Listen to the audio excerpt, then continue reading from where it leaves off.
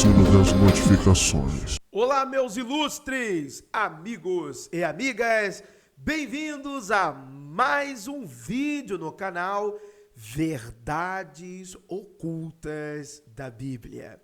E hoje nós reagiremos ao excelente youtuber, professor também, linguista, comentarista político Daniel Lopes, aonde ele estará no podcast Inteligência Limitada, esse podcast do Vilela. E nós iremos reagir especificamente a um corte do podcast Inteligência Limitada. Inclusive, se inscreva tanto no canal Inteligência Limitada, né, o canal do podcast, assim também como no canal de cortes. Tem excelentes vídeos, excelentes conteúdos para vocês. Nós estaremos assistindo uma entrevista aqui do Daniel Lopes, como eu falei, linguista, comentarista político, professor, conhece muito do hebraico, faz um trabalho muito bom aqui no YouTube, porém, neste vídeo especificamente, ele vai tentar fazer ali uma apologia do cristianismo, faz alguns comentários acerca de volta de Jesus, sociedades secretas e uma das áreas aqui, né, de minha formação e também de objeto de produção de conteúdo aqui no canal Verdades Ocultas da Bíblia é mitologias, religiões comparadas e por aí vai. E eu assisti já esse vídeo, não vou mentir para vocês sabem que aqui eu sou muito transparente com a nossa audiência e tem umas escorregadas. Eu quero deixar para vocês aqui como referência bibliográfica algumas obras aqui, ó, que eu considero de extrema importância que você venha a conhecer. Né? Cristo no Egito, primeiro livro aqui, Religião Egípcia, do Warren Budd, é um livro excelente, né, para você conhecer como que era o pensamento da religião egípcia acerca da vida após a morte, ou do pós-vida. 101 mitos da Bíblia. Você tem, isso aqui é indispensável, né, um livro maravilhoso esqueci o nome agora do autor, rapaz, esse livro já li ele todo, já produzimos conteúdos aqui com ele, lembrando que são mais de 1000 vídeos aqui, já produzidos no canal Verdades Ocultas da Bíblia. Nós estamos em uma nova fase do canal, que é uma fase de reacts, mas o nosso conteúdo é todo baseado em conteúdo acadêmico, artigos científicos, leitura de livros, obras de acadêmicos. Né? Então, esses 101 mitos da Bíblia, esqueci o nome do autor, mas ele foi presidente da Sociedade de Arqueologia Bíblica de Nova York. Também o livro de Mark S. Smith, né? Esse livro aqui é muito bom, tá bom? A história de Deus na Antiguidade, esse livro aqui é maravilhoso. Então leiam esse livro. E Jesus na Casa dos Faraós, de Ahmed Usman. Então olha só, eu estou dando para vocês aqui, mais uma vez, sempre as referências bibliográficas. A capinha do livro está aparecendo para você aqui, que você pode pesquisar, baixar, comprar, ler, e você terá acesso a todo o conhecimento que eu estarei comentando aqui no canal. Lembrando que isto não é uma refutação ao Daniel Lopes. O nosso canal, Verdades Ocultas da Bíblia, não refuta ninguém. Nós não refutamos ninguém. Tem um rapaz aí, o refuteiro, né? Que ele se autorrefuta de tanta gente que ele refuta. Aqui não.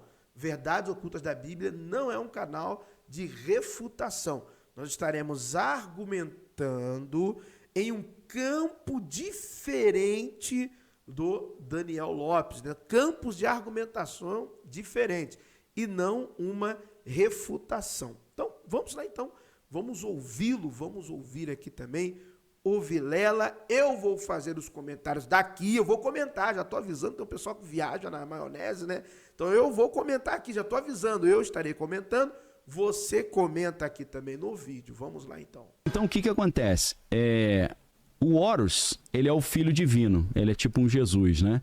E eu vou tentar defender o cristianismo aqui, porque os caras falam, Jesus, Pai, Filho e Espírito Santo é Osíris, Ísis e Horus, pô, imitação. Você assiste aquele documentário que tem 3 partes lá, Qual? Aí você me pegou agora, hein? Pô, foi muito famoso durante... Tem a questão fator Melquisedeque vai nessa linha. Não. Espírito do Tempo, o Zeitgeist. Zeitgeist. Sim, sim. Duas informações importantes, né? Fator Melquisedeque é um livro que eu já recomendei aqui para vocês, inclusive é um bom livro para quem quer adentrar a iniciação cristã, comece lendo Fator Melquisedeque. Já falei isso aqui diversas vezes. E o Zeitgeist, apesar de ter surgido um monte de gente à época que diz que refutou o documentário, apesar do documentário não apresentar fontes, essa é a verdade, o documentário, que são 3 na verdade, né? São 3, é uma trilogia o Zeitgeist. Mas o primeiro vídeo famoso aí que fala destes paralelos é esse primeiro livro aqui da capinha azul, Cristo no Egito. A maioria das informações que você vê naquele documentário estão neste livro aqui, com a indicação das referências bibliográficas, do painel egípcio, onde está essa representação. Esse livro aqui, se não me engano, é Demi Murdoch, o nome dela, da autora.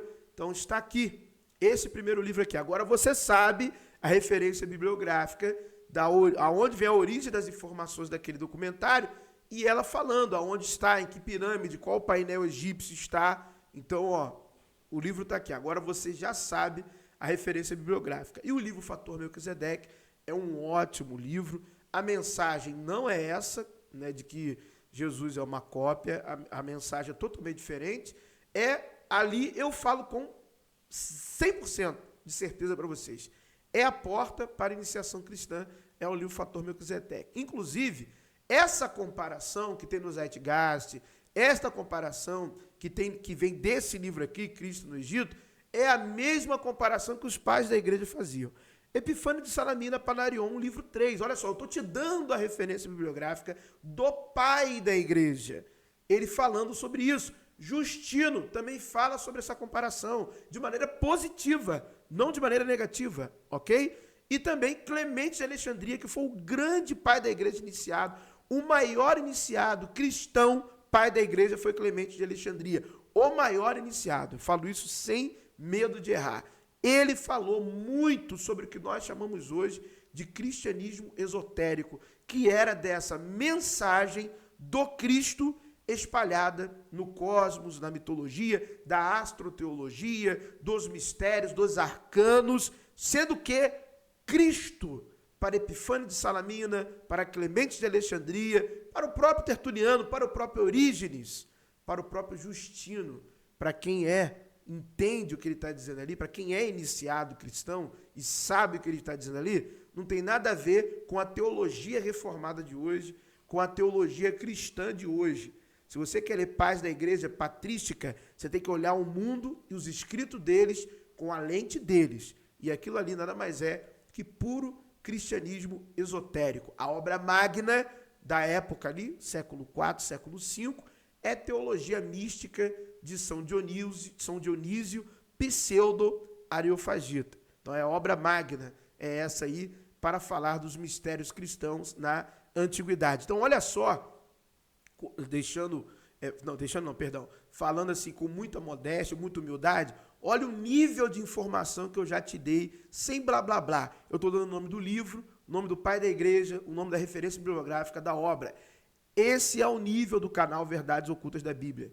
O canal Verdades Ocultas da Bíblia é assim, eu quero te dar a referência, eu quero que você veja com os seus olhos. Eu não quero ficar de blá blá blá, fazendo malabarismo, igual o refuteiro, mentindo na sua cara, mostrando para você um texto e mentindo, distorcendo o texto. Não, eu estou te dando a obra, leia lá, veja com seus próprios olhos. Então, o Zeitgeist veio daqui, esse primeiro livro aqui, e os pais da igreja pensavam exatamente a mesma coisa.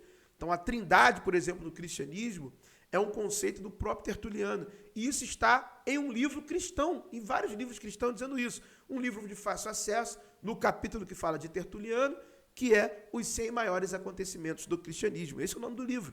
Vai lá no capítulo que fala acerca de Tertuliano e veja lá as referências bibliográficas, que foi Tertuliano que trouxe o conceito de trindade para o cristianismo.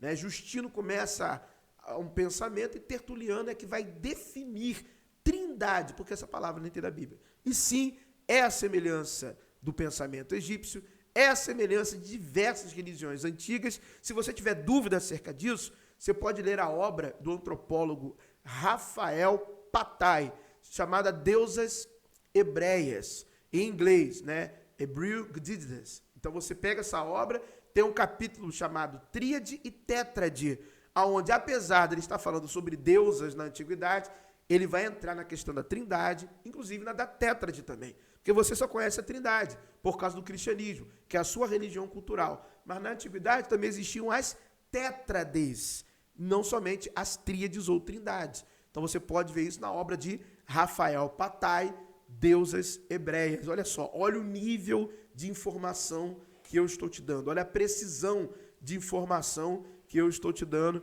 em poucos minutos de vídeo. Então vamos lá. Vai nessa... Ele pega isso, toda isso.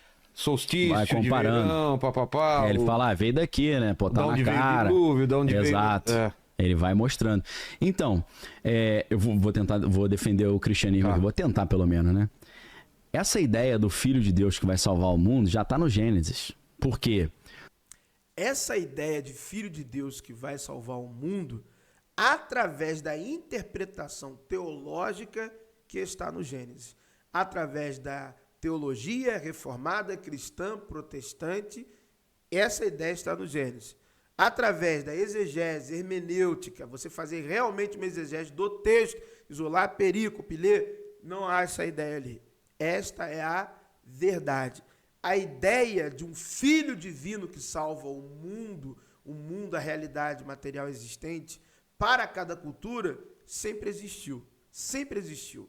Então, até aqui no Brasil, Tupã é filho de Nhamandu, por exemplo. Tupã não é um deus supremo.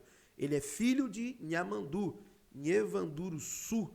Tupã, por exemplo, na Pérsia, por exemplo, muito antes de judaísmo, muito antes de cristianismo, é Saoshyant.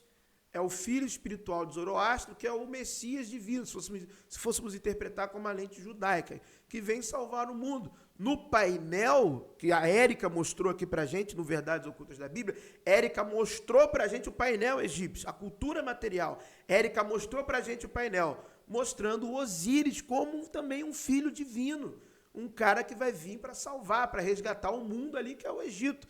E vocês já me viram, Baal ressuscita para salvar a natureza, a realidade, que tem também uma questão de natureza teológica algarítica, falando das estações do ano. Então, olha só, esta ideia, ela existe em diversas culturas, em diversas religiões, e ela também aparece no cristianismo. Ela aparece no cristianismo, tá bom? Porque a ideia de um Messias no judaísmo é só a gente pegar a teologia judaica da época do Segundo Templo. É um Messias guerreiro. A visão hegemônica geral era de dois Messias, Ben Yossé e Ben Davi.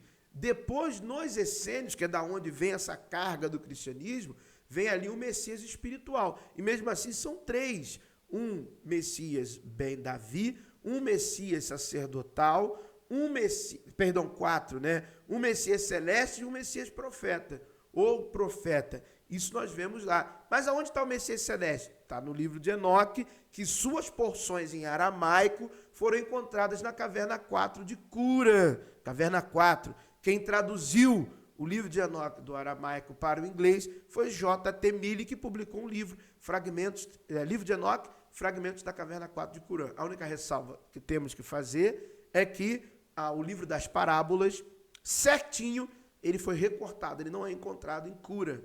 Há uma pausa exata do livro das parábolas. Então o livro de Enoque tem toda a porção praticamente, antes do livro das parábolas, e toda a porção praticamente até o capítulo 100, 101, depois do livro das parábolas. E por alguma razão, né, julgaram que aquela seção era importante, não deixaram ela na caverna 4, ainda que fosse para ser preservada. Agora, esta ideia não existe no Gênesis. Essa ideia teológica da igreja reformada, teologia sistemática.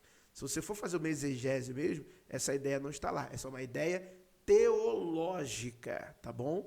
Quando Adão e Eva pecam, Aí o que eles acontece? Eles ficam com vergonha da nudez. Sim, Deus se esconde. aparece, eles estão ali se escondidos, botaram as folhas ali de palmeira pra se esconder. Eu até acho estranho Deus falar onde estão vocês, porque ele sabe. Ele tá pegadinha do malandro. É uma pergunta retórica. Retórica. Ele né? tá é igual ele chegar pra Caim e falar: Caim, cadê seu irmão? Ele sabe que Caim matou Abel. Nem quando você chega pro seu filho e fala assim: cadê a Nutella que tava aqui? Exato. Todo manchado Não, os de cachorros, né? Cachorro se denuncia. Às vezes eles fazem até assim, né? Tipo, foi ele. Né, não? Então, assim, é exatamente isso, né? Igual Jesus chega pro cego e fala: o que você quer que eu faça? Imagina o O cego cara fala falando, assim: dança sapateada. eu vou querer o quê? Uma limusine? Eu consigo dirigir, pô. Mas eu entendo. Eu quero enxergar, né? Nesse caso eu entendo, né? Ele Sim. precisa que ele fale, Ele né? quer que o cara verbalize. Assim como Porque a palavra tem um poder, tem um né? poder, ele tá dando chance pro cara rever a própria vida dele e tal, né? Não precisa eu comentar, né? Caim, Abel, Gênesis, são mais de 50 vídeos aqui sobre isso. E dentre todas as referências bibliográficas que eu já trouxe aqui, mais de 50 até sobre esse tema, eu vou deixar umazinha aqui que abrange tudo que você possa imaginar e dela você pode ir a outras, que é isso aqui, ó. Essa do meio, 101 mitos da Bíblia, tá bom? Então, por isso que eu não estou comentando, não precisa. Você sabe que são mitologias, que existem várias histórias iguais a Caim e Abel no Antigo Oriente Próximo. Eu já mostrei aqui a literatura usada na academia internacionalmente da tradução de praticamente toda a literatura encontrada do Antigo Oriente Próximo, as traduções dos mitos de vários povos, Egito, Hitita, Ugarite e por aí vai. E são mais de 1.000 e não sei tantas páginas. E você sabe já.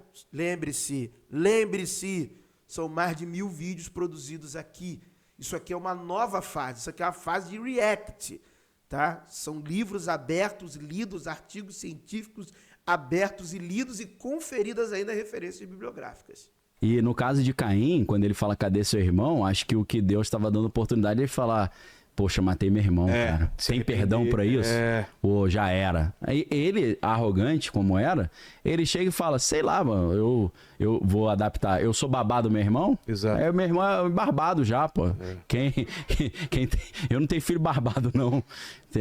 Na Bíblia, da tradução do hebraico, tá: acaso sou eu tutor do meu irmão? Ele é adulto já, problema. Então, você vê a arrogância do cara, né? Meteu essa ainda. Mandou essa. Aí Deus fala: não, porque eu tô. Falou: fechou então. Então beleza. Isso, beleza, então. É assim que vai você que escolheu. Ok. Não, aí a resposta de Deus é interessante. Deus fala: não, sabe o que é? Eu tô ouvindo o sangue do teu irmão clamando por justiça a partir da terra. Nossa! Entendeu? Que eu tô ouvindo ele, o Nessa sangue dele. hora, Aí o cara... Mas mesmo imagina. assim o cara não pede desculpa. Deus fala: ó, você errou, mas eu vou botar uma marca na sua testa, que é a famosa marca de Caim, pra ninguém te matar, porque agora você vai ter que viver com isso aí. Aí Caim tem um descendente chamado Tubal-Caim. E Tubal-Caim, ele aprende, é o primeiro construtor de instrumentos musicais, o cara que primeiro construiu a primeira cidade. E aí as sociedades secretas falam: pô, esse cara aprendeu a construir cidade, instrumento musical, música. Esse cara se manja dos Paranauê, esse cara sabe das coisas. Então Tubal-Caim é considerado um dos patriarcas dessas sociedades secretas, porque ele foi o primeiro a construir a cidade. Bom, eu já falei para todo mundo, eu sou iniciado, todo mundo sabe disso e não. Então, qualquer escola séria que já está em fase de estudos, sabe, voltados em algum grau para o início, né, civilizacional, sabe que, biblicamente, Tubal-Caim é um mito. Inclusive, o nome Tubal-Caim é um nome, vamos dizer assim, um nome mitológico. Tem um significado específico, tanto o significado no hebraico, significado cabalístico, um significado gemátrico, que sabemos que não se fala de uma pessoa. Tubal-Caim não é uma pessoa. Tubal-Caim é o símbolo Tubal-Caim, que ele é demonstrado e nem celebrado, demonstrado em alguns graus de algumas iniciações, em outras é só estudo mesmo, não é nem representado nenhum tipo de rito ou teatro, para falar do início das construções, que tem a ver com Caim, que vai depois virar em Irão Abife, que tem a ver com a ciência. Exatamente isso. Então, não, ninguém leva a sério que existiu um Tubal-Caim. Então, eu já acho que ele, apesar dele vai falar de esoterismo, ele vai falar de questões iniciáticas aqui, mas ele não é o iniciado, não participa. Eu acho, pelo que me pareceu, como eu falei no início, eu já assisti o vídeo, e ele fala do que ele lê, de um cara lá que diz que foi iniciado, que diz que sabe, e escreveu, como tem um monte que fez isso até aqui no Brasil, inventou, na própria igreja aí tinha o tio Chico, que mentia pra caramba em várias igrejas, tem um outro aí, não sei o que, Mastral, que também passa conversa em todo mundo de pseudo-esoterismo, e aí o pessoal acredita, e problema de quem acredita também. Eu acho que os caras têm que ganhar o dinheiro deles mesmo, todo dia sai de casa um bobo e um esperto, e o esperto sempre vai se dar bem em cima do bobo. Então, bobo é quem vai acreditando sem conferir fonte, referência bibliográfica, por aí vai. Inclusive, nos vídeos, quando eu fazia aqui sobre iniciação, eu também dava referência bibliográfica. Nos vídeos que eu fazia aqui sobre Cabala, que foram vários que eu fiz aqui sobre Cabala, né, fazendo até uma leitura, às vezes explicando, às vezes fazendo uma leitura mais envolvente, eu sempre dava o trecho do Zorra que eu estou lendo. Zorra tal, trecho tal. Muitas das vezes eu dava a interpretação de acordo com os maiores cabalistas e entregava a referência bibliográfica disso. Então, é complicado ver alguém que não é falar essas coisas, que acomete algumas gafes como essa. Armas de guerra, se proteger, então o cara foi, esse maluco manja das coisas. Falando mais, a gente... Não sei se vai atrapalhar a tua linha. Não, atrapalha não, tô mas roteirinho tem o aí. lance dos vigilantes. É vigilantes? Sim, dos Watchers, Os vigilantes mesmo. Vigilantes, do né? livro de Enoch. É, que os caras Tem a ver. desceram a terra. Ensinaram essas paradas. Com certeza. Passaram conhecimento por uma galera. Eles mesmos copularam com as mulheres. Tiveram os gigantes. Os Nephilim, né? Os Nephilim, e aí vem o dilúvio e tudo mais. Exato, aí Deus mandou o dilúvio pra... Eram quantos vigilantes? 40? Cara, aí você me pegou, não me lembro. Dá uma pesquisa. Eu pesquiso aqui enquanto agora você me pegou. Eu tenho o livro de Enoch lá em casa, um tijolão. Cara, dava pra fazer um programa só sobre o livro de Enoch. Dá pra fazer só sobre o livro de Enoch, porque você tem o Enoch bíblico e o Enoch místico. E o Enoch místico tem tudo a ver com o que a gente tá falando. Sério? Porque o Enoch místico, ele é entendido... os gregos interpretaram... É o mesmo texto. É o mesmo texto, mas eles interpretaram a história diferente. O Enoch místico, eles interpretam na Grécia como Hermes. Hermes é a versão deles do Enoch. E o Hermes dá origem ao hermetismo, que são esses conhecimentos esotéricos. Porque ele conheceu essa estrutura oculta do universo, mas como mexer na... O hermetismo tem a ver com a maçonaria ou não? Tem tudo a ver, pô. É osso, hein? É osso. Rapaz. Vai. Vamos lá, vamos. Segue. O símbolo do esquadro compasso, uma das leituras, tem centenas, é essa ideia, as above, so below, assim, tanto acima como embaixo. Isso vem do hermetismo. Aí do hermetismo você tem o Hermes Trismegisto, que é considerado os maiores magos de todos os tempos. Hermes Trismegisto, Trismegisto significa grande pra caraca, né? Que tri é de 3 e mega é grande. 3 vezes grande. Pô, Hermes sinistraço, né? Caramba. Então, esse conhecimento hermético, um dos... Pessoal, olha só. Eu não posso deixar de comentar, não. Resumindo. Maçonaria é uma coisa. Hermetismo é outra. Totalmente diferente. Enoque é uma coisa. Hermes Trismegisto é outra, totalmente diferente. Se vocês quiserem, comecem, tem lá a historinha resumida de quem foi Hermes para o Antigo Egito. Tem 3 vídeos aqui que eu faço sobre Hermes Trismegisto, lendo a obra de Eduard Chouret, Grandes Iniciados. Então, lá você tem um resumo de Hermes. E naquele resuminho ali, você tem como entender quem foi um cara na antiguidade que dele surgiu o mito do Hermes 3 vezes o Grande. Isso vem do Egito. Esse Hermes, ele vaga, fazia parte de um grupo, do qual, nesse grupo também, é que surge a mitologia do deus Asclépio. Então é muito interessante, porque estes mitos, eles tiveram um bojo comum. E você tem gente que pesquisou sobre isso. Uma outra obra bibliográfica que eu sempre recomendo aqui é um livro chamado A Origem de Todos os Cultos, um livro em francês. Olha só, estou dando para você o nome dos livros. Porque se você não for do meio, não for do ramo, se você não estiver lá dentro estudando direitinho, com as referências bibliográficas corretas, vira uma salada mista, sim. Vira uma salada mista. O livro astronômico, que é uma seção do livro de Enoque, tem muitas semelhanças com a astroteologia que nós vemos no hermetismo. Mas Enoque é Enoque, personagem místico, judaico, dali do período do judaísmo do Segundo Templo. Esse é Enoque. Enoque é Enoque. Hermes é Hermes. Beleza? Assim como Asclépio é Asclépio. Só que estes mitos encontram-se em uma origem quase que comum, em feitos de pessoas que podem ter existido no passado e que nem tinham estes nomes, que não tinham estes nomes. Então Enoque é um mito, Enoque é um mito, baseado em um possível personagem com outro nome que tinha práticas esotéricas no passado, assim como também o Hermes. Assim, estamos também na história de Ran, nos celtas, que é o mesmo Rama, do Ramayana, que é o mesmo Abiram.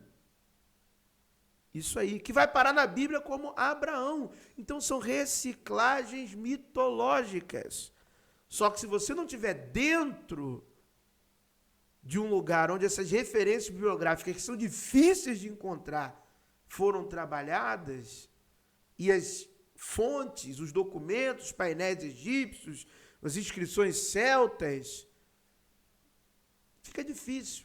Aí você faz uma salada mista, traz informações que mais confundem as pessoas do que as ajuda a desenvolver pesquisas mais profundas nesse sentido. E lembrando, isso não é uma refutação, não estou refutando Daniel Lopes, ele é um cara que sabe muito de muita coisa. Estou argumentando em campos diferentes e eu estou dando nomes, referências bibliográficas, eu estou dando direções que, sim, por estar dentro de um colégio iniciático, nunca neguei isso para ninguém, não vou negar, essa palhaçada ficar nisso, de esconde-esconde, não sou dessa geração, eu sou de uma outra geração, não gosto dessas idiotices, sou uma pessoa clara e transparente, que você tem acesso a materiais que comumente você não vai ter, e materiais bons, tá? Com referências bibliográficas. Aspectos quando tu for construir um prédio, irmão, uma igreja... Eu fico pensando se Jesus voltasse carioca, velho. Isso é tão engraçado. Você imagina que, com o sotaque dele e Jesus passando os ensinamentos. Aí, meu irmão, é o seguinte, meu irmão, tem que parar com essas paradas, aí senão a casa vai cair geral. Tem que amar os outros, mano. Você não, aí já é... Aí o mano já é aqui de São Paulo, né? Ô, meu irmão, tem que parar com essas paradas aí. Sinistra, o negócio tá sinistro, a casa vai cair feio aí, meu irmão. Nesse nível, eu dou uma brincada assim, porque senão fica um assunto monótono pra caramba, certeza, né? Cara. Mas eu sou assim mesmo, quem me conhece sabe, né? Nos meus vídeos no YouTube que eu faço, como eu tô falando de notícia, aí eu falo mais sério por causa do eto jornalístico. É claro que dá pra fazer um jornalismo de comédia, mas ali a minha intenção... Como eu sempre falo de notícias estranhas, que soam como conspiração... Se você já brincar... Se eu já chegar com o pé na mesa, tirando meleco, o cara vai falar, não, isso aqui é confiança zero, né?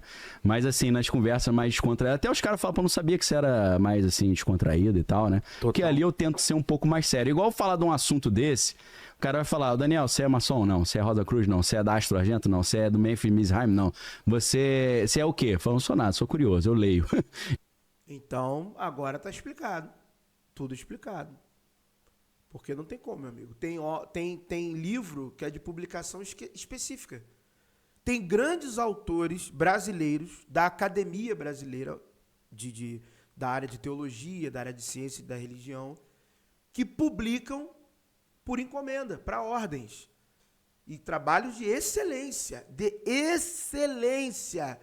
escreve artigos por encomenda, mas trabalhos assim primordiais, com o mesmo critério que seria para publicação em revista científica.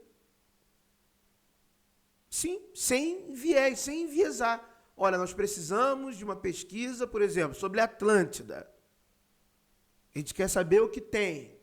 Por exemplo, para muitos do meio comum... Não, deixa que eu vou falar mais à frente, que ele vai falar de Atlântida, eu falo sobre isso. Eu tô lendo... Lê pesquisa, eu tô lendo, cruza informações. Pô, eu sou linguista, então eu tô lendo a obra aberta e tô lendo os livros dos caras, meu irmão. Exato, Os caras exato. escreveram os códigos, eu tô interpretando. Mas, Daniel, a gente tá fazendo bastante Tem várias cruzamento pontas, de informações. chaves de eu tava interpretação tentando defender corretas, o cristianismo lá, eu Então, lembro. Então, Porque a gente falou do Caim e tal. Então, quando Adão e Eva pecaram e ficaram com vergonha de Deus, o que você falou Deus... que já tava lá no Gênesis. Tava ali, porque o que Deus faz? Deus faz uma roupa de couro pra eles. Aí você pensa assim, cara, pô, Giorgio Armani, né? Imagina a roupa que Deus fez pros caras. Mas uma roupa de couro significa que Deus deve ter matado um animal e tirou o couro e fabricou a roupa e entregou pra eles, né? Então ali, o que você tem? Você tem a simbologia do sacrifício. Provavelmente era um cordeiro. Então ele sacrifica o cordeiro e da pele daquele cordeiro ele faz uma roupa. A roupa que cobre significa o pecado perdoado. Não. Significa o ciclo astrológico do cordeiro. Tanto que depois o ciclo astrológico sofrerá uma outra mudança na simbologia bíblica e fica de maneira escancarada. Porque a era que estava encerrando era a era de touro. Tanto que o símbolo era o touro. El era o touro, tudo era o touro. Quando vem a próxima era, que é a era do cordeiro, que é um até dos símbolos do próprio Baal, da Anat, a cordeira, que eram filhos de El, e agora Baal é o herdeiro da nova era, com a construção do seu templo. Nós temos outras representações no próprio Egito Antigo, é a nova era. E é a era do cordeiro, é a transição astrológica. O próprio Ramayana é acerca disso. A própria história de Rama, de Ram, é acerca disso. Da adentrada à era do cordeiro. O símbolo do Ram é o cordeiro. Um dos símbolos do Cristo é o cordeiro. Vários deuses da antiguidade, na posição de herdeiros, têm ali a sua simbologia do cordeiro. Está falando da era astrológica. Aí a teologia vai ressignificar aquilo para o seu interesse religioso.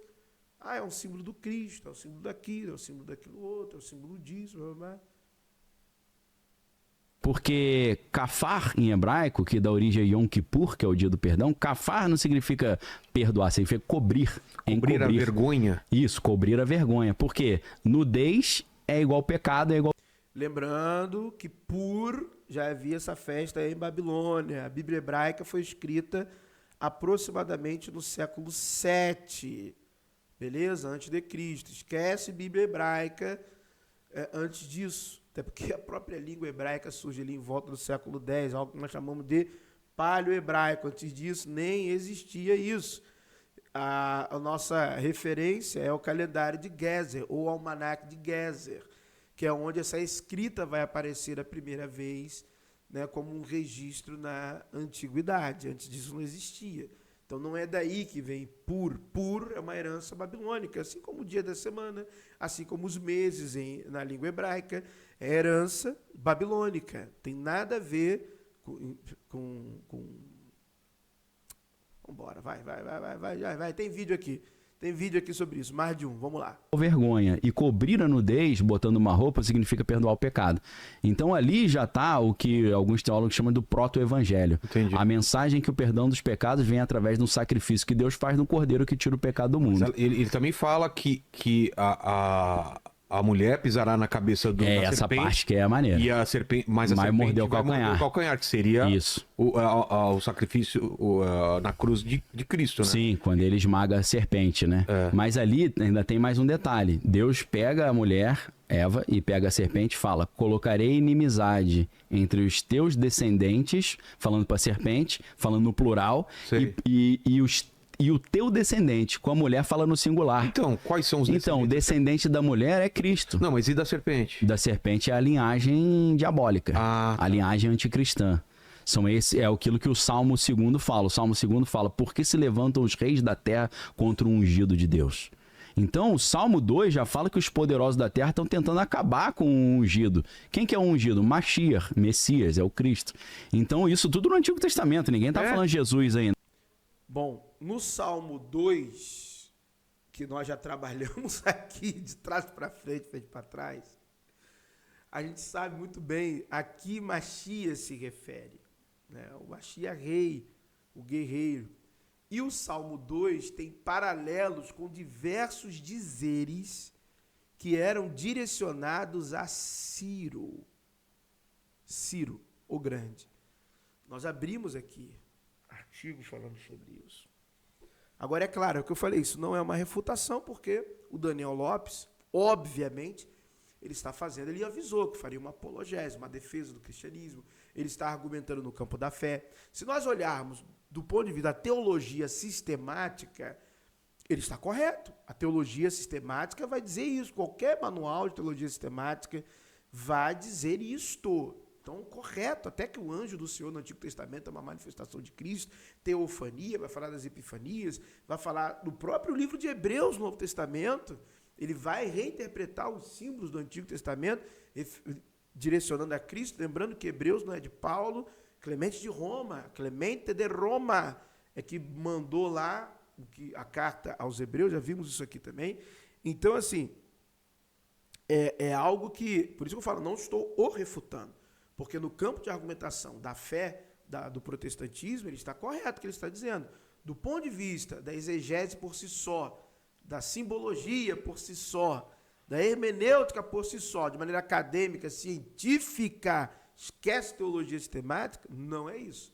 A gente busca os paralelos, as origens, inclusive um livro que eu sempre recomendo aqui para vocês, é Old Testament Parallels, Paralelos do Antigo Testamento, livro de 2 PhDs, não coloquei aqui, mas que eu também sempre falo para vocês desta referência bibliográfica. Então, no campo de argumentação que estou trazendo para vocês, não, ali não está falando nada, ninguém está pensando em Cristo, em Jesus, nesse texto. Isso é uma reinterpretação. Lá na frente, o pessoal olha para trás e fala: isso aqui falava de Jesus. Mas na época, o autor, ele tinha essa ideia em mente? Não. Aliás, se você pegar vários salmos que vão falar acerca do rei, nem de Davi está dizendo, está falando de Ciro. Né? Então, Ciro, o Grande. É aquela mudança de perspectiva que vai acontecer através da liberação, né, de Ciro dos povos para retornarem à sua terra. E lembrando que o cilindro de Ciro não fala dos judaítas, como alguns querem dizer. E tem vários paralelos do cilindro de Ciro no livro do profeta Isaías, no livro das crônicas e nos salmos, né? Paralelos com o cilindro de Ciro e outras inscrições também. Tá bom? Mas já se falava sobre o Messias, sobre o ungido, sobre o Cristo, que é tudo a mesma coisa. Então, para defender o cristianismo, nesse proto-evangelho... Inclusive, desculpa interromper aqui, tem uma live inteira eu lendo um trecho do cilindro de Ciro, tá bom? E vários vídeos, vários, porque são muitos paralelos, então as pessoas conhecem só um ou dois de Isaías, e eu mostrei aqui vários paralelos, então tem vários vídeos aqui no canal sobre Ciro, cilindro de Ciro e por aí vai. O evangelho que está no Gênesis, a gente já tem a morte e a ressurreição de Cristo e ele como filho de Deus que tira o pecado do mundo. Tá tudo ali já implícito, né? Então, não é que em vez de você pensar, os cristãos depois de 2000 anos copiaram a mitologia egípcia. Eu penso o contrário.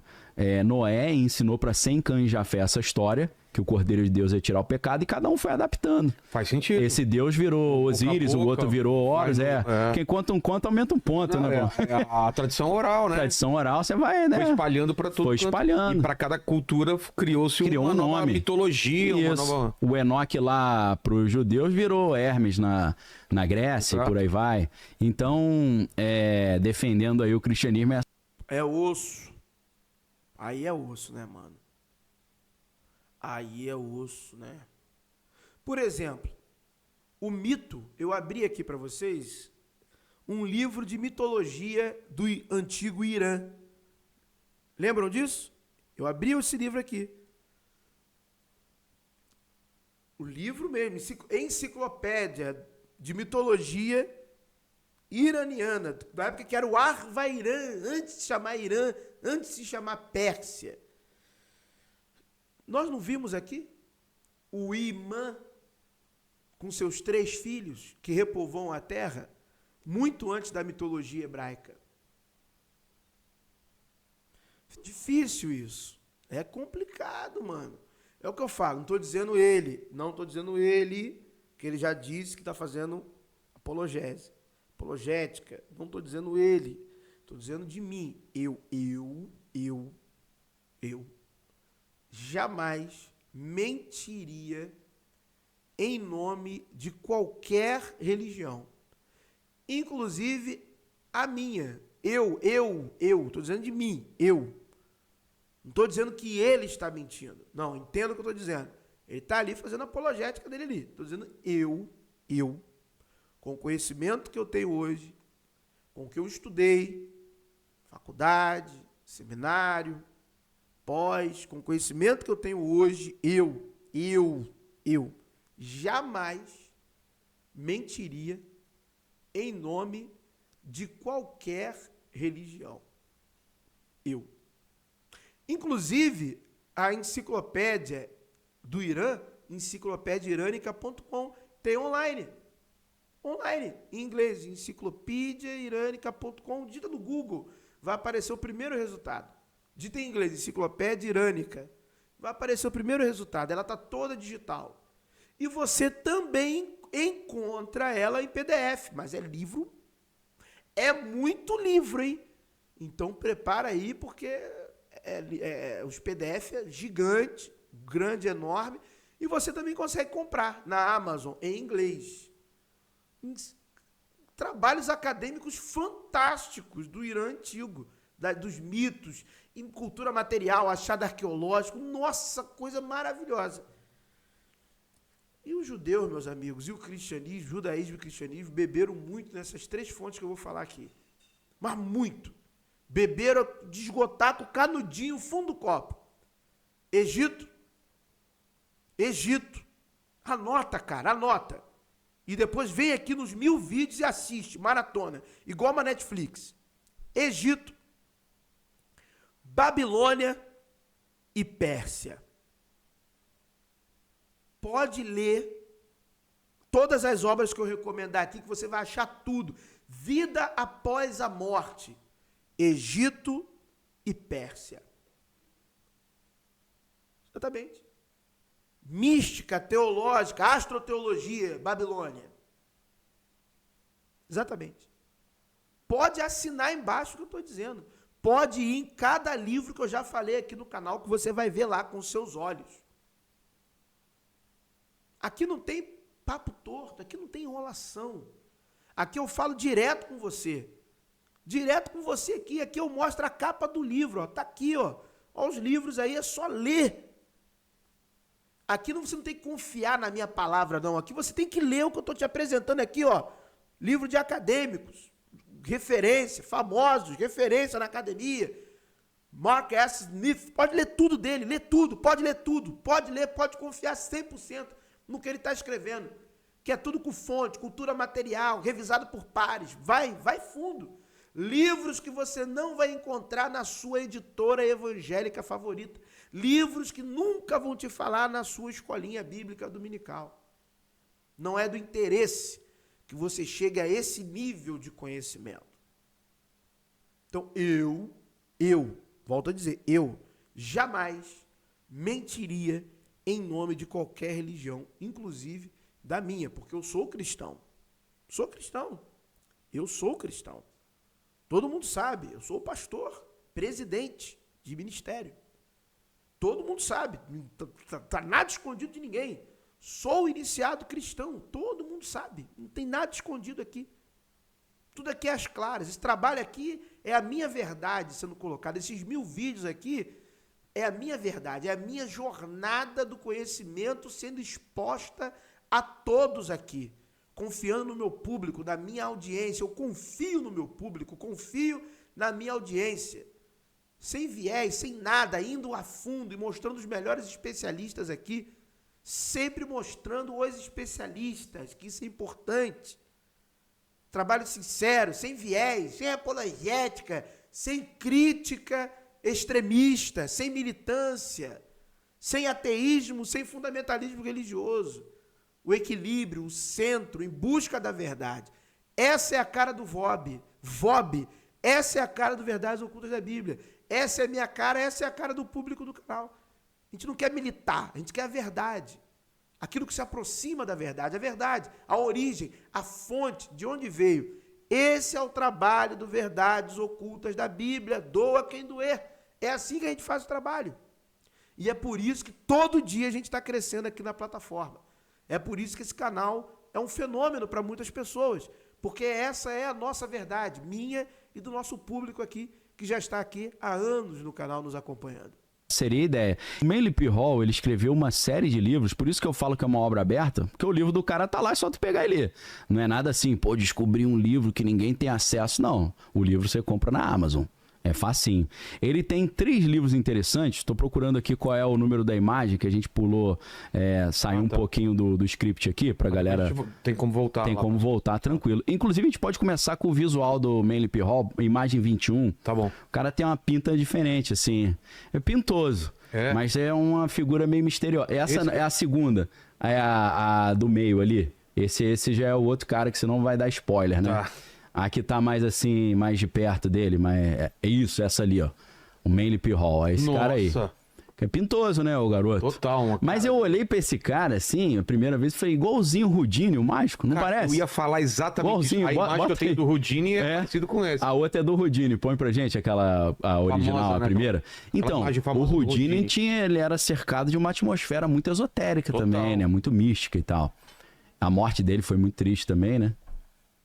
Deixa eu contar o seguinte para vocês. Assim como esse cara aí, ó, Manly P. Hall, eu não sei pronunciar o nome dele direito, nos Estados Unidos e na Inglaterra, teve milhares de pessoas que no século XIX, no século XX, milhares, eu estou falando de milhares literalmente, que na malandragem ia lá, participava de uma sessão aberta, por exemplo, da maçonaria, viajava para a Índia, participava de alguns rituais abertos ou de treinamentos abertos que tem até hoje tem. Se você quiser, você hoje paga aí uma passagem de avião e vai fazer 5 dias, 6 dias lá na Índia, lá, que nem a iniciação, só participar de um rito aberto, que aparentemente não vai ter nenhum prejuízo à sua psique. Isso era muito comum, muito, mais do que você imagina. E essa galera ficava ali, essa galera, 1 ano, 6 meses, e depois, meu amigo, voltava escrevendo livro de tudo quanto é papagaiada que você possa imaginar. Isso aí. Os tios Chicos do século XIX e século XX. Eles escreviam alguma coisa que tinha um fundo de verdade? Sim, porque eles foram lá, assistiram a palestra, participaram. Mas você valida a opinião a partir disso? Nunca. Porque fizeram para ganhar dinheiro, escrever livro para ganhar dinheiro. Não foram aos altos graus. A maioria mentiu, dizendo que era iniciado, dizendo que participou daquilo. Era tudo mentiroso. 90% era mentiroso. Publicação real e verdadeira, você encontra... Por exemplo, vou dar um exemplo. Um exemplo aqui. Vou dar um exemplo. Esqueci o nome agora do cara. O Imperator lá da Rosa Cruz. Esqueci o nome dele agora. Spencer Lewis. Spencer Lewis tem livros de Spencer Lewis que já são públicos hoje. Que você lê, Bons livros. Ele foi um PhD, Spencer Lewis foi PhD, inventor, escritor, grande iniciado Rosa Cruz. E ele tem livros que hoje em dia estão abertos ao público. Você encontra o PDF na internet. Mas vários não. Vários não estão na internet. Nem em PDF. E nem no público. Nem assim publicado. Para o público em geral. Você pode encontrar um ou outro ali num sebo, porque o iniciado morreu e a família botou os livros no sebo. Então ali você pode até encontrar, mas em PDF não. Então, ou seja, obras fechadas. Aonde, se você não tiver até em determinado grau, você vai achar aquilo piada, palhaçada até. Pô, que palhaçada isso aqui, coisa bobagem, os caras acreditavam nisso. Só que para chegar até aquele determinado pensamento, teve toda uma preparação de graus anteriores, de conhecimentos anteriores, para chegar àquela prática, ou aquele raciocínio, ou aquele pensamento. E esse cara aí, que ele vai apresentar, é mais um que escreveu para ganhar dinheiro. Essa é a mais dura verdade. Para botar, ó, La Plata no bubo, porque vende. Rapaz, se duvidar, se eu não fosse um cara transparente, legal, bacana, pô, até eu fazia aí um pseudônimo aí para vender uns livros aí, esquizotérico. Que um monte faz isso. Aqui no Brasil tem um monte fazendo isso agora, nesse momento. Eu não vou dar nomes, que eu não quero problemas aí com ninguém. Tá vendo, Rudinho? Não lembra um pouquinho? O Manly P. Hall. Não sei se você consegue botar um do lado do outro, mas... Não, mas tem cartazes do Rudinho que até tá mais parecido. Tá mais parecido. Essa foi que eu achei na correria ali. Mas tem bem parecido. Do Rudini que tá mais parecido com aí eu achei umas fotos desse cara, Manly P. Hall, mais velho, igualzinho o Salvador Dali, maluco. Tem a outra aí, se quiser mostrar aí, só com bigodinho e tudo. E o Salvador Dali também era um cara muito esotérico. Altamente esotérico. Você consegue... Se você tem esse insight, esse conhecimento esotérico, você consegue identificar esses símbolos nas pinturas dele. Ali, ó. Não é igual... É ele mais velho, só que parece o... Salvador Dali, né? O bigodinho. Ele é canadense, né? Salvador Dali era espanhol. Ele era canadense, o Manly Palmer Hall, né? Só pra falar, pô, ele tem esse bigodinho, essa pinta, mas não é espanhol igual o Salvador Dali. Então, o Manly P. Hall, ele escreveu um livro, aí tá aí embaixo aí, que são as imagens 22, tá? Tem 3 livros que eu separei dele, os mais famosos. Eu só achei um em português. Mas ele tem um livro chamado The Secret Destiny of America. O Destino Secreto da América. Que é esse planejamento aí. É esse planejamento, né? Conspiração. Conspiracionista. Nessa versão do livro, ele traz inclusive um outro livrinho menor que é Assignment with Destiny, que é o compromisso com o destino. Além desse livro, só para citar antes da gente entrar no conteúdo, tem o livro The Secret Teachings of All Ages, dele também, que é os ensinos secretos de todas as eras, e também tem o livro As Chaves Perdidas da Maçonaria, o segredo de Hiram Abif. Hiram Abif é um personagem da Bíblia que ajudou a construir o Templo de Salomão, por isso na maçonaria ele é muito importante, tá? Então você vê que o cara, ele tem um trabalho que ele tenta explicar esses símbolos, né? E nesses livros, o que ele vai dizer? Mais uma vez, volta em Atlântida. Atlântida era aquela sociedade pré-diluviana ou pré-cristã, pré-judaica, que tinha esse conhecimento que se perdeu e foi cultivado por alguns grupos e algumas sociedades secretas. E aí o que acontece? Depois de um tempo, o cristianismo fica hegemônico e coíbe e tira de cena esse conhecimento pagão. O conhecimento pagão vira uma coisa clandestina. Pagão. Rapaz, existe algo mais pagão do que o cristianismo? Todos os símbolos cristãos, cordeiro, peixe, vem do paganismo. O batismo é do Egito. O batismo como um rito de admissão, um rito consagratório. Você achava o quê? Você achava que o batismo tinha origem nos rituais de purificação judaicos que são vindos do livro de Levítico? O livro de Levítico é cópia dos manuais religiosos persas que já existiam muito antes de existir qualquer livro de Levítico, dos ritos de purificação zoroastrianos até. Eu mostrei isso aqui, claramente, obviamente. Livro de Levítico. O Esdras bíblico é um sacerdote persa. Deixa eu falar logo rasgado aqui para vocês. Tá? Práticas persas. E o próprio Mário Liverani, que não é nem dessa área, que é da área de história, que é da área lá da universidade, lá, aquele da aula, se não me engano, em Roma, não lembro agora, da cadeira lá, de História do Antigo Oriente Próximo. Ele mostrou isso, um trecho da obra dele, que esse sacerdote não tem nada de judaico, parece um sacerdote persa, leis persas, pensamento persa. Se você não sabia disso, a culpa não é minha, é sua. E o livro de Levítico segue essa tônica, beleza? Os ritos de purificação do judaísmo são copiados de como era feito no antigo Irã, ou Irã, chamado de Pérsia. Chora, reclama, bate a cabeça na parede, chama o seu apologeta, manda esse vídeo pro seu tio lá, que é o professor da... Tô nem aí, isso é comprovado na academia. E gente ignorante não gosta de academia. Essa verdade é essa.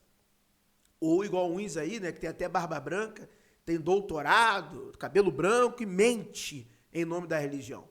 Vai lá, faz doutorado, escreve tese lá muito boa, porque na academia você não vai poder falar da tua fé, a verdade é essa, tem que escrever coisas que têm fundamento na realidade, e volta com o título de doutor mentindo, dizendo, Moisés esteve aqui, o êxodo foi assim. Mentiroso, isso é mentira, é mentira.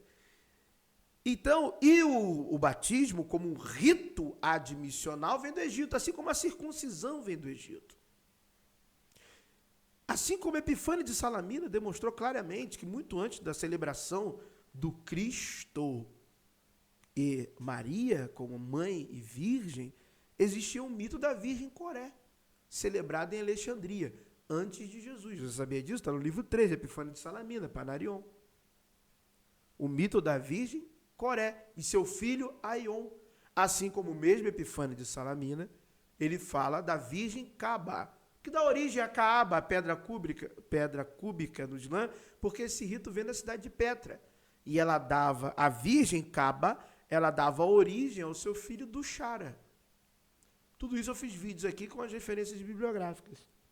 Então, meu amigo, deixa eu te contar o seguinte, presépio, né, e tantas outras coisas, inclusive tem um livro de Aleter, que apesar de ser um livro esotérico, para esotéricos e iniciados, é um livro com muita referência bibliográfica, então torna-se um excelente livro, porque ele dá referências bibliográficas, e isso é muito importante para quem está no estudo acadêmico. Então, Aleter, ele mostra com referências bibliográficas que vários ritos cristãos que ficaram até no catolicismo vêm do budismo e do zoroastrismo.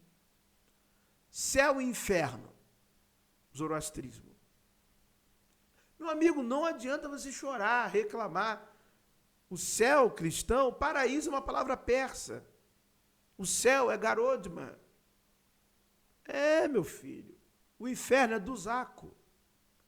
Só que o zoroastrismo deixa claro, até na tradução dessas palavras, que se trata de um estado mental, ainda que em vida e pós-vida. É um estado da mente humana. Porque é a casa da melhor existência e a casa da pior existência. Garodma Duzaco. Inclusive, eu trabalho isso no meu livro. Né? Infelizmente, eu falei para vocês, eu estava escrevendo o meu livro a todo vapor, um livro muito bom, e não é porque eu estou escrevendo, é porque eu estou tendo o trabalho de colocar muitas referências bibliográficas, e eu parei de escrever porque meu pai faleceu, e eu fiquei muito abalado psicologicamente, e eu pausei, né, o livro está pausado. Né, eu estou retomando aí e o foco para escrever, porque eu compartilhava muito do que estava escrito com o meu pai. Eu escrevia o capítulo e colocava para o meu pai ler. Pai, lê esse capítulo aí. Como ficou? Ficou bom. Ó, isso aqui pode melhorar, isso aqui é legal, isso aqui eu não sabia. Entendeu? Mandei um capítulo para a Érica também, que aí a Érica leu, revisou para mim. Então, eu estava escrevendo e o meu pai estava fazendo, né, a leitura comigo, né? Era como se fosse a pessoa ali que estava, de certa forma, sendo meu leitor beta, né? Revisando para mim, no sentido pô, tá bacana isso aqui, né? Chama isso aí na literatura do leitor beta. Então, eu perdi o meu leitor beta. Então, mas eu vou retomar. Eu vou retomar a inscrição do livro. E para o próximo ano aí, próxima virada aí de ano, eu devo retomar, escrever o livro, né? E vai sair. Vocês podem ter certeza que vai sair. Mas eu sou transparente com tudo. É o que eu falo, eu sou transparente. Eu pausei por causa disso. China, os caras têm que se reunir em sociedade secreta para cultivar esse tipo de informação. Aí o que acontece? O Francis Bacon, que ao mesmo tempo é o pai da ciência, mas era o líder da Rosa Cruz também lá na Europa. Não. Francis Bacon, ele chegou ao cargo de imperator em seu tempo de vida. Isso nós não podemos negar, né? Então ele chegou, né, ao cargo de imperator, Rosa Cruz, mas não chegou a ser um dos mais influentes. Ele foi um dos mais importantes, né? Ele é considerado um dos fundadores da Revolução Científica. Realmente ele estava vinculado à Royal Society. Ele estava vinculado também à espionagem. Isso aí não tem o que falar. Foi filósofo, político, entendeu? Um dos ditos fundadores do método indutivo de investigação científica, né, baseado ali no empirismo. Ok, beleza. Foi importante, mas não foi o mais importante. Até porque o verdadeiro líder Rosa Cruz nunca é revelado. O verdadeiro líder Rosa Cruz nunca é revelado. Só anos e anos depois ele é revelado. É igual a história de Alois Meilander, né? Alois Meilander foi um cara que esteve presente na vida de várias pessoas, de grandes iniciados, e a sua época em que ele era vivo ninguém sabia disso. Rudolf Steiner, né? Max Rendel, Blavatsky, né? Muita gente aí recebeu influência de Alois Meilander. E ninguém sabia disso na época. E havia lá o imperator, né? Pessoa pública, figura pública. Lembrando que a Rosa Cruz se origina com o protestantismo a partir de um amigo de Lutero. Já falamos isso aqui também. Depois eu vou falar da Rosa Cruz com mais detalhe. O que ele faz? Ele escreve um livro chamado A Nova Atlântida. E nesse livro, A Nova Atlântida, eu acho que eu separei a imagem também, se a galera quiser ver. Eu não me lembro o número aqui, mas só procurar a Nova Atlântida, você acha aí uma capinha vermelha. Não, você vai falando, nem precisa pedir. E pode puxar também. Eles vão puxando. Puxa ali, que aí fica mais dinâmico, né? O que ele fala nesse livro? Ele fala que onde era a Atlântida que ela afundou é o Oceano Atlântico, pô. Tá na cara, né? Então tá ali o livro A Nova Atlântida, a Grande Restauração. E aí você pensa assim, cara... Então, o conhecimento que tem no Egito, como construir pirâmide, obelisco, esfinge, isso tudo, vem de Atlântida. Aí é um negócio louco quando você descobre National Geographic. Essa galera fez pesquisa no Oceano Atlântico, perto de Cuba ali, acharam pirâmides no fundo do mar. Uau! Onde eu coloquei o link da matéria ali, tem a matéria com as imagens.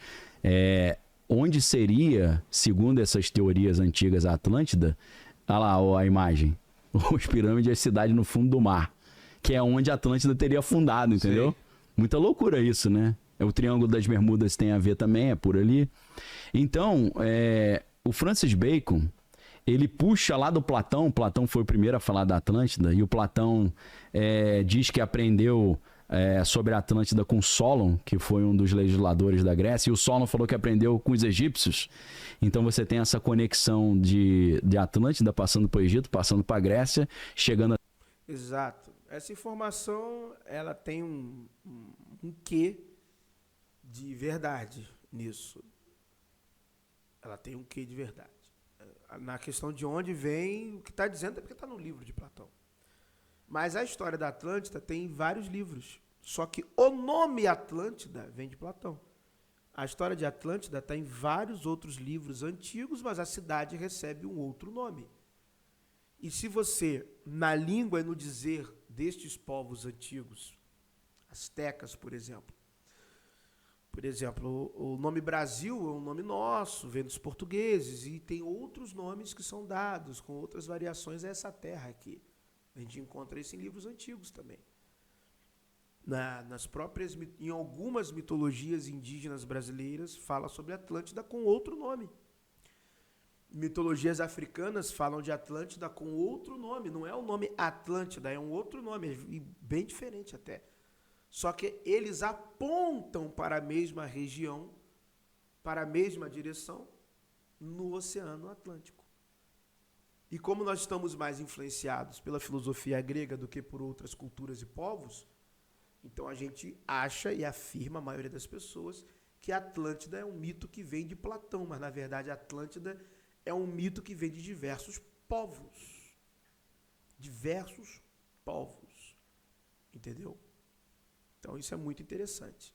No próprio Egito, fala de Atlântida, com outro nome. Mas aí é uma questão de estudos para quem é iniciado nesta questão. Até o Francis Bacon. E o Francis Bacon, dentro da Rosa Cruz, fazendo os estudos lá dele, também pai da Royal Society, né? Da primeira grupo dos cientistas e tal, que é a sociedade de ciência mais antiga do mundo. O que ele entende?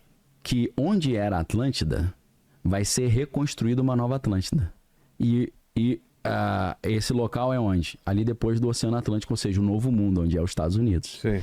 Então ele acredita nesse livro A Nova Atlântida que esse país, essa civilização da Atlântida será reconstruída no Novo Mundo e vai fazer o mundo superar o cristianismo para uma restauração do paganismo. Entendeu? Só que para fazer isso vir à tona, eles precisam fazer o Horus renascer. E para fazer o Horus renascer, você precisa do pai e da mãe dele, que é Osíris e Ísis. Só que na mitologia grega, como é que funciona isso? Mas essas figuras são personificações. Vai ter uma personificação dessas figuras? É o que? Vai ter uma personificação, porque ali, na colonização dos Estados Unidos, você tem duas expectativas messiânicas. O Messias da Bíblia, o Jesus, os Estados Unidos sendo... Para tudo, para. É uma era, não tem personificação de nada. É uma era. Vinda de Cristo, ou volta de Cristo, volta de Maitreya, vinda de Saoshyant, e tantos outros, o ressurgimento de Baal, renascimento e ressurreição de Osíris. Tudo isso, tudo, sem exceção, tudo isso, tá? A vinda de Quetzalcoatl, tudo isso é apenas o símbolo de uma era. O retorno da chamada Era de Ouro, ou da Era de Paz. A era da ausência do mal, da maldade, da morte. Ninguém mais morrerá, viverá para sempre. A era da expansão, do crescimento, da vida eterna, da colonização, além mundo. É isso. É só isso. Pronto, eu falei aqui. Falei. É isso. É isso. Pode chegar no mais alto grau, de onde for. É isso. Não é nada além disso. É o ser humano desenvolvido em seu pleno potencial. Pleno. Potencial último e pleno. Inclusive, naquela série, os 100 lá, The 100, é isso. Assiste todas as temporadas, você vai ver lá no final que é isso. Só que há uma interpretação atual, que é através da via científica. É a corrida dos iniciados, que são filhos de Caim e os filhos de Sete. Sacerdotes e cientistas buscam a mesma via. É isso que está na própria Bíblia. O mesmo nome dos filhos da geração de Sete são os mesmos nomes dos filhos da geração de Caim. Buscam as mesmas coisas, ressignificam os mesmos significados, por vias diferentes, sacerdotes e cientistas. Ambos usam branco. Tanto que no mito da série The 100, cientista e sacerdote é a mesma coisa. Você vê isso lá na frente. É aquilo. Aquilo é uma brincadeira esotérica, feita em série. Vida eterna e ciência, espiritualidade, ciência, é aquilo ali. Estão buscando a mesma coisa.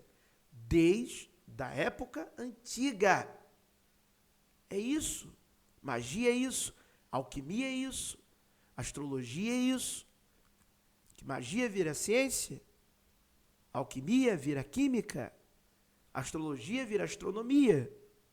Porque tem uma história maior por trás, que é alegorizada na série, que é alegorizada no livro de Robson Pinheiro, ele alegoriza, que é alegorizada no livro de Enoque, que é alegorizada no mito dos 7 rishis da Índia, perdão, que é alegorizada nos 7 planetas, nos 7 espíritos planetários babilônicos, que é alegorizada nos 7 ameixes penta, que é alegorizada em toda a história, na Eneida, na Oquidoade, que é alegorizada nos 7 arcanos do cristianismo, que é a mesma coisa.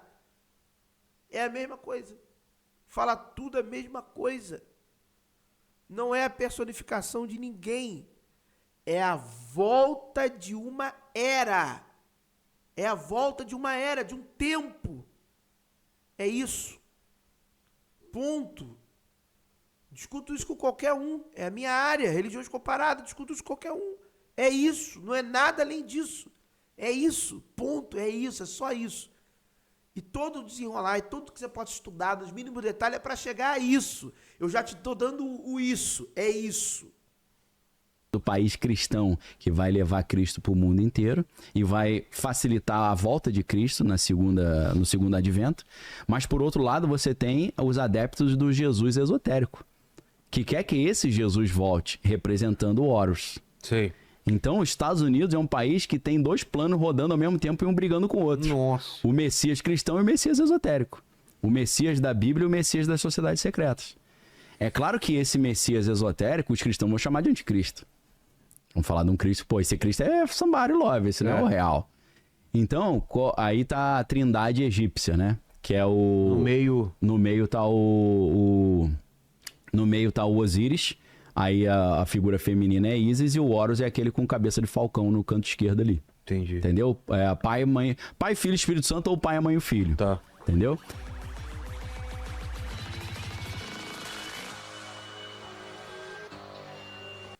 Valeu, rapaziada. Esse foi o vídeo. Reagimos. Lembrando, isso não foi uma refutação ao Daniel Lopes. O trabalho dele é excelente. Muitos anos aqui na plataforma. Beleza? Então, não é refutação. Ele já argumentou no campo da apologética. Eu argumentei em campos diferentes, até um pouco assim, multidisciplinares até, né? Indo até a questão esotérica, porque ele entrou na questão esotérica. Muito obrigado por ter assistido a mais um vídeo no canal Verdades Ocultas da Bíblia. Que o verdadeiro Deus abençoe a todos. Calma, meu amigo agnóstico e ateu. Calma. Se você não crê em um Deus, tá tudo certo. Do fundo do meu coração, eu desejo a você que a sorte e a fortuna lhe acompanhe.